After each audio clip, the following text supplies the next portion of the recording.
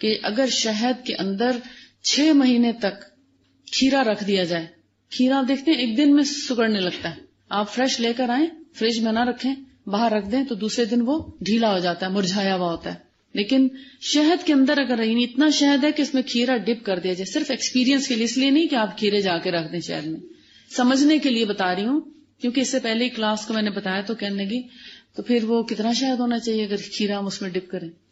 یعنی اصل بات یہ ہے کہ کھیرے کے اندر سب سے زیادہ کیا چیز ہے؟ پانی ہے نا. اب پانی والی سبزی ہے، اس کو اگر آپ شہد میں رکھتے 6 مہینے تک اس کو آنچ نہیں آتی، وہ ڈھیلا بھی نہیں ہوتا، 6 ماہ تک بغیر فریج کے. کتنا اچھا محافظ ہے، اور اس کے اندر کسی جراثیم کو پنپنے کا موقع نہیں ملتا، چاہے وہ جوں ہو، چاہے وہ جراثیم ہو، چاہے بیکٹیریاز ہو، وائرس ہو، پیراسائٹس ہو، کچھ بھی ہو، شہد کے اندر ہر چیز کل ہو جاتی ہے. انسان کے اگینسٹ جتنی چیزیں ہیں ان سب کو شہد مار دیتا ہے، لیکن انسان کی بہت اچھی رکھوالی کرتا ہے، انسان کو آنچ نہیں آنے دیتا، انسان کے بہت اچھی پروٹیکشن کرتا ہے.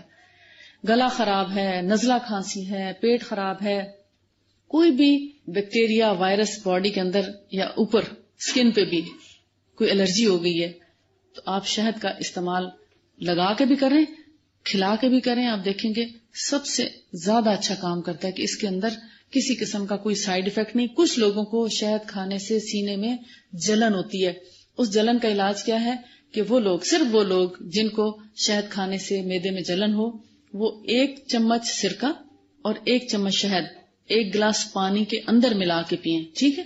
لیکن جن لوگوں کو جلن نہیں ہوتی وہ ڈائریکٹ شہد کھا سکتے ہیں اور اس سے بھرپور فائدہ اٹھا سکتے ہیں.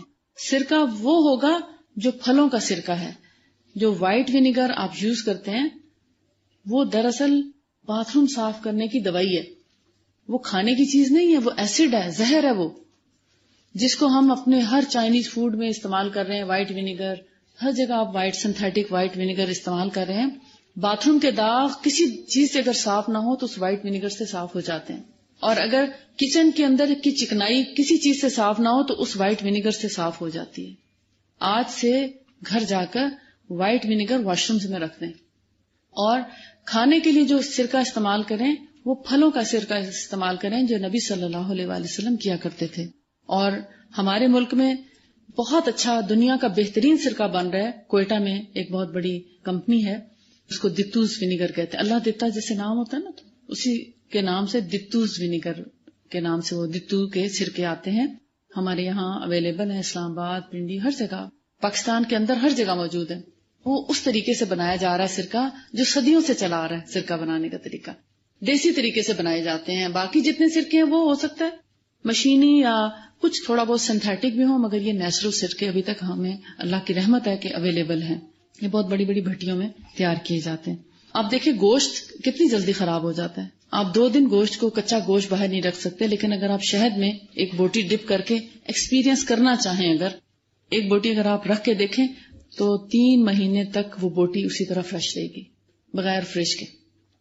تو اس کا کیا مطلب ہے کہ ایک تو پروٹیکٹ کرتا ہے ہمیں، اور دوسری طرف تمام بیکٹیریاز کو کل کرتا ہے. جتنے انسان کے مخالف چیزیں ہیں، ہارمفل چیزیں ہیں، ان سب کو مٹاتا ہے، ختم کرتا ہے، اور انسان کی بہت اچھی پروٹیکشن کرتا ہے. ہو سکتا ہے اب آپ کو شہد کے مزاج کی سمجھ آ گئی ہو. شہد آپ ایکنی پہ، پھوڑے پھنسیوں پہ، بوائلز پہ، الرجی پہ، ایکزیما پہ، کسی بھی چیز پہ مختلف انداز میں مختلف چیزوں کے ساتھ ملا کے بہت اچھا اس سے علاج کر سکتے ہیں. گلے کی خرابی میں، نزلے میں، کنجیشن میں، سائنس میں، سور تھروٹ میں اس سے بہت ہیلپ لے سکتے ہیں. اس میں اگر آپ غور سے پڑھیں اس کو تو یہ نہیں بتایا کہ اس کو پانی میں ملا کر شہد دو، اس کو شہد پلاؤ. شہد ہے لیکوڈ، خود لیکوڈ ہے، اس لیے اس کو پینے کی بات کی جاتی ہے. اور گھونٹ کیا ہوتا ہے؟ یعنی کم از کم 1 ٹیبل سپون شہد.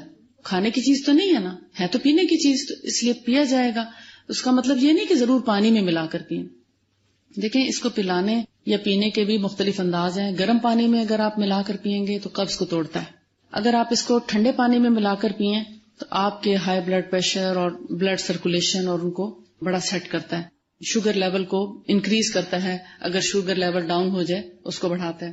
اس کے علاوہ ڈائریکٹ کھائیں گے تو آپ کے سور تھروٹ، سائنوسائٹس اور گلے کی جتنی تکالیف ہیں، ٹانسلائٹس وغیرہ کو ٹھیک کرنے میں ہیلپ کرے گا. اور اس کے علاوہ آنتوں میں اگر کیڑے ہیں تو ان کو کل کرنے کے لیے بھی ڈائریکٹ ہنی کھایا جائے گا. سردی سے بچاؤ کے لیے، کنجیشن کے لیے بھی شہد کا کھانا ہی زیادہ مفید ہے. کھانے سے مراد یہ کہ اس کا ڈائریکٹ گھونٹ پینا. البتہ جن کو تھوڑا تلخی ہوتی ہے شہد سے، اگر ہلکی پھلکی تلخی ہے تو وہ ضرور پانی میں ملا کر پئیں، نارمل پانی میں، روم ٹیمپریچر میں. اور اگر زیادہ ہی جلن ہوتی ہے تو پھر اسی پانی میں 1 چمچ سرکہ ملا کر پئیں. تو یہ مختلف مزاجوں کے لیے میں نے آپ کو ساری چیز بتا دی کہ گرمی کے مزاج والے لوگ پھلوں کے سرکے کے ساتھ پانی میں ڈال کر پئیں، جن کے مزاج میں ٹھنڈک ہے وہ ڈائریکٹ شہد کھا سکتے ہیں. اور اگر گرمی کا موسم ہو تو پانی میں ملا کر پی لیں، سردی کا موسم ہو تو ڈائریکٹ شہد کھائیں. چونٹیاں نہیں ہوتی شہد میں، وہ تو ہماری غفلت سے آتی ہے نا.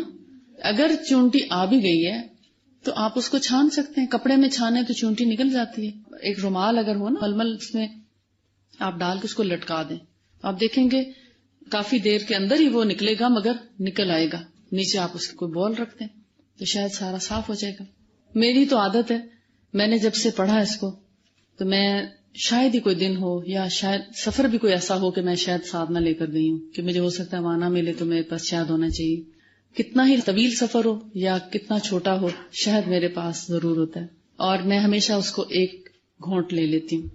اور ہمیشہ فجر کی نماز کے بعد سب سے پہلا کام میرا شہد کھانا ہوتا ہے. اور پھر جب دل چاہتا ہے پھر پانی پیتی ہوں، گرمیوں میں بھی اور سردیوں میں بھی. تو اس سے کیا ہوتا ہے، میرے پاس اتنے مریض آتے ہیں گلے خرابی کے، کھانسی کے، ٹی بی کے، نہ جانے کیسے کیسے امراض کے. تو اگر میں شہد نہ کھاؤں تو ہو سکتا ہے کہ میں بھی انہی جیسی ہو جاؤں. اور اگر کلینک میں بیٹھے ہوئے بھی کسی مریض کے آنے کے بعد مجھے اریٹیشن ہو تو میں شہد لے لیتی ہوں اور الحمدللہ اس سے مجھے بہت افاقہ ہو جاتا ہے. یعنی جیسی گلے میں کھچ کھچ آتی ہے تو آپ کو کہتے ہیں اسٹریپسلز لیں، آپ شہد لیں. شہد سب سے اچھی دوائی ہے. اس کے باقی فوائد آپ گھر جا کے پڑھیں، اور جو جو پڑھے گا اس کو شہد کے سارے فائدے مل جائیں گے. اس کو شہد کی اچھی طریقے سے سمجھ بھی آ جائے گی، طریقہ استعمال بھی سمجھ آ جائے گا. جو نہیں پڑھے گا وہ محروم رہ جائے گا. شہد کی جو ایک افادیت ہے مجموعی، وہ میں نے آپ کے سامنے رکھ دی ہے. اور شہد سب سے بہترین حفظان صحت کی چیز ہے، یعنی آپ کی صحت کی حفاظت کرنے والی چیز ہے. اس سے زیادہ دنیا میں کوئی اور چیز اچھی نہیں ہے.